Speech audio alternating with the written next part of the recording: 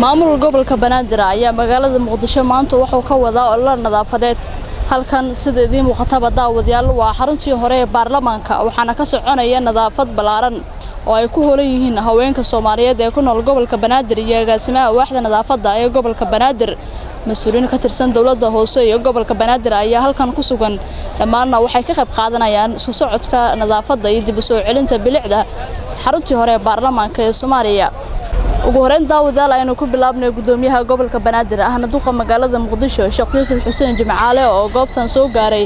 ayaa wuxuu ka warbixiyay dareen ahaan ama ka maamul ahaanba sida ugu faraxsan yahay in haweenka Soomaaliyeed ay waqtigan ku hoolan yihiin dib u soo celinta bilicda magaalada Muqdisho waxaa la socotiin meesha aan taaganahay waxay ahaaday baarlamaankii lixdameeyadii waxaa loo yaqaanaa ex baarlamaan waxaa ka dambeeyay maxkamaddii badbaadada ee dalka uu lahaa oo aad u jeedeen dhismahan weyn oo jajaban ayay ahayd muddooyin ka hor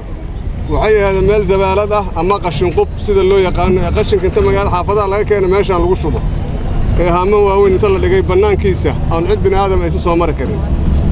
waxaa runtii nasiib darro eeday inay u dhowdahay daljirki dahsoonaa oo loo soo dalxiis tagi jiray oo maalmaha ciidaha iyo maalmaha jimcooyinka dhallinyarada ama shacabka Soomaaliyeed soo dalxiis tagayeen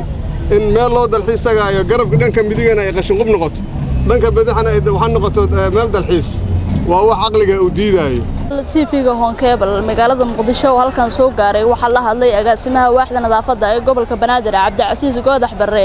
iyo gudoomiye ku-xigeenka arrimaha bulshada gobolka Banaadir Iimaan Nuur Ikar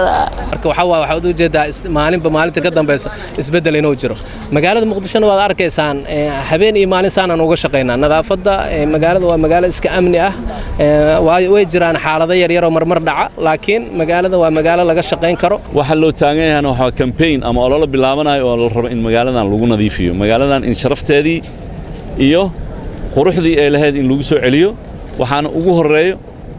meel walba oo qashin uu yaallo in qashinka laga qaado lana maareeyo waaxda nadaafadda ee gobolka Banaadir ayaa hadda waxay ku hoolan tahay inay dib u soo celiso bilicda magaalada gaar ahaan xaruntii hore ee golaha shacabka ay ku shiri jireen sida muuqaal ahaan aad ka dheehan kartaan hadda waxa ka muuqanaya burbur aad u xoogan tanina waxay saameysay burburkii dhowr 20 sano ka badan dalkeena Soomaaliya uu ku jiray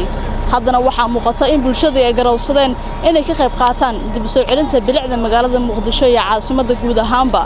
Kawsar Cabdiraxmaan Cilmi Honkebel TV magaalada caasimadda ee Muqdisho